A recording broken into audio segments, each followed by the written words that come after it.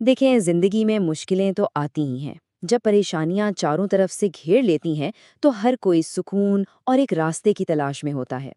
आज हम ऐसी ही तीन बहुत ताकतवर नबवी दुआओं को समझेंगे जो मुश्किल से मुश्किल वक्त में भी ना उम्मीद और राहत का एक बड़ा जरिया बन सकती हैं। ये वो दुआएं हैं जो सदियों से मुसलमानों के दिलों को सुकून देती आई हैं। ये सवाल कभी ना कभी हम सबके जहन में आता है ना? मुश्किलात तो जिंदगी का हिस्सा है, लेकिन असल बात ये है कि जब इंसान खुद को बेबस महसूस करता है, तो वो ताकत और मदद के लिए किसका दरवाज़ा खटखटाता है। तो चलें, देखते हैं कि नबवी तालीमात इस बारे में हमारी क्या रहनुमाई करती हैं। अच्छा, तो आज हम क्या क्या देखने वाले हैं। सबसे पहले हम दुआ के आदाब की बात करेंगे, फिर वो तीन खास दुआएं सीखेंगे और आखिर में जो सबसे अहम है, ये जानेंगे कि उन्हें अपनी ज़िंदगी में सही तरीके से शामिल कैसे करना है। तो दुआ मांगने से भी पहले ना ये समझना बहुत ज़रूरी है कि इसका भी एक अदब है, एक प्रोटोकॉल है। ये सिर्फ कुछ अल्फाज बोल देना नहीं है, बल्कि अल्लाह से जुड़ने का एक पूरा अमल है और इसकी बुनियाद हमें सुन्नत से मिलती है। और इसका बेहतरीन तरीका हमें जामे तिर्मिज़ी की एक सही हदीस से मिलता है।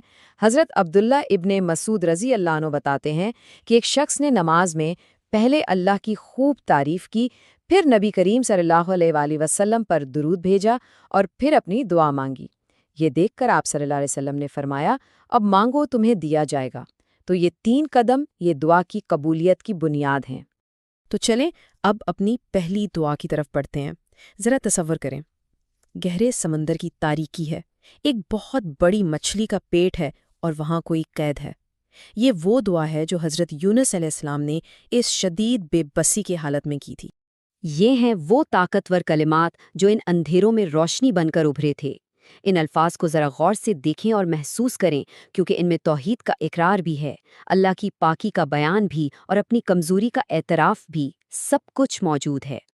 और इस दुआ की खूबसूरती इसके पैगाम में छुपी है। देखें, हज़रत यूनुस अलैहिस्सलाम ने यहाँ बराह रास्त कुछ नहीं मांगा। उन्होंने पहले अल्लाह की अज़मत बयान की और फिर अपनी गलती का एतराफ़ किया। यह हमें सिखाता है कि कभी कभी दुआ का बेहतरीन तरीका अपनी कमज़ोरी को अल्लाह के सामने तस्लीम कर लेना होता है। कुरान में अल्लाह ताला इस दुआ का जिक्र करने के बाद फरमाता है कि और इसी तरह हम ईमान वालों को निजात देते हैं। ये एक बहुत ही बड़ा वादा है। इसका मतलब ये है कि ये दुआ सिर्फ एक नबी के लिए ख़ास नहीं थी, बल्कि ये हर उस मोमिन के लिए उम्मीद और निजात का रास्ता है जो सच्चे दिल से अल्लाह को पुकारे। पहली दुआ थी इतराफ़ और तौबा की। अब हम दूसरी दुआ की तरफ आते हैं, जो बराह रास्त अल्लाह की रहमत को पुकारती है। ये वो कलिमात हैं जो हमारे प्यारे नबी सल्लल्लाहु अलैहि वसल्लम खुद परेशानी के आलम में कसरत से पढ़ा करते थे। जी, ये हैं वो मुबारक अल्फाज। इनमें अल्लाह के दो अजीम नाम पुकारे गए हैं, अल हई यानी वो जो हमेशा जिंदा रहने वाला है, और अल कय्यूम यानी वो जो हर चीज़ को कायम रखे हुए है। और इन नामों के वसीले से अल्लाह की रहमत मांगी जा रही है। इस दुआ का पूरा दारोमदार अल्लाह की रहमत पर है।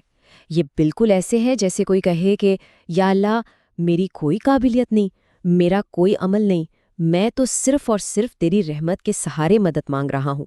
ये अंदाज दुआ की ताकत को कई गुना बढ़ा देता है। ये दुआ मुस्तनद अहादीस की किताबों में मौजूद है और इसकी असल ताकत अल्लाह के दो अजीम नामों अल हई और अल कय्यूम में छुपी है।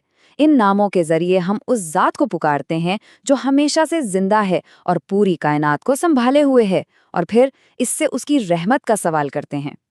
हमारी तीसरी और आखिरी दुआ ये मुकम्मल भरोसे और तवक्कुल का ऐलान है।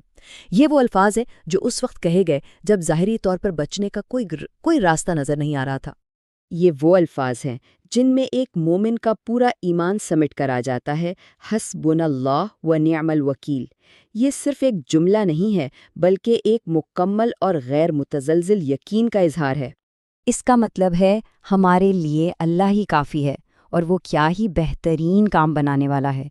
ये इस बात का ऐलान है कि भाई हालात के समंदर में कितने ही तूफ़ान क्यों ना हो, हमारी कश्ती का मुहाफ़िज़ अल्लाह है और हम अपना मामला उसी के सुपुर्द करते हैं। اس دعا کی عظمت کا اندازہ آپ اس کے استعمال سے لگائیں۔ صحیح بخاری میں آتا ہے کہ یہ الفاظ حضرت ابراہیم علیہ السلام کے زبان پر تھے جب انہیں آگ میں پھینکا جا رہا تھا، اور یہی الفاظ نبی کریم صلی اللہ علیہ وسلم اور ان کے صحابہ نے اس وقت کہے جب انہیں دشمن کی بڑی فوج کا خوف دلایا گیا۔ یہ ہر حال میں اللہ پر مکمل بھروسے کی نشانی ہے۔ اچھا، تو یہ دعائیں تو ہم نے سیکھ لیں، ان کی طاقت کو بھی جان لیا، لیکن اب سوال یہ پیدا ہوتا ہے کہ ان پر عمل کیسے کیا جائے، کیونکہ طریقہ کار اتنا ہی اہم ہے جتنے کہ الفاظ خود ہیں۔ یہاں ایک بہت اہم فرق کو سمجھنا ضروری ہے۔ سنت سے ثابت شدہ طریقہ انتہائی سادہ ہے۔ ان دعاؤں کو ان کے معنی کو سمجھ کر پڑھیں، کسی بھی وقت، کسی بھی حالت میں، اور کسی خاص تعداد کی کوئی قید نہیں ہے۔ اس کے برعکس لوگوں کو جمع کر کے 1,00,000 مرتبہ پڑھوانے جیسی جو روایات ہیں، ان کا دین کی اصل تعلیمات سے کوئی تعلق نہیں ہے۔ دین نے ہمارے لیے آسانی رکھی ہے۔ ان دعاؤں کے لیے وضو یا غسل کی بھی شرط نہیں۔ آپ چلتے پھرتے، اٹھتے بیٹھتے، کام کرتے ہوئے انہیں پڑھ سکتے ہیں۔ یاد ہے نا، حضرت یونس علیہ السلام نے مچھلی کے پیٹ کی تاریکی میں دعا کی تھی۔ اس سے ثابت ہوتا ہے کہ اصل چیز جگہ یا حالت نہیں، بلکہ دل کا سچا تعلق ہے۔ اور یہاں ایک بہت ہی عملی اور خوبصورت مشورہ ہے۔ جب بھی آپ یہ دعائیں عربی میں پڑھیں تو اس کے بعد ایک بار ان کا ترجمہ اپنی زبان میں بھی دہرا لیں۔ جب آپ اپنے الفاظ میں اللہ سے بات کرتے ہیں تو وہ دعا سیدھی دل سے نکلتی ہے اور ایک بہت گہرا تعلق قائم ہوتا ہے۔ تو آخر میں سوال یہی ہے کہ کیا ہم ان دعاؤں کو صرف الفاظ کی طرح دہراتے ہیں یا ان کے مطلب کو سمجھ کر انہیں اپنے دل کی آواز بناتے ہیں؟ کیونکہ اصل طاقت بے جان الفاظ میں نہیں ہے، بلکہ خلوص اور گہرے تعلق میں ہے، اور یہی ان 90 دعاؤں کا اصل پیغام ہے۔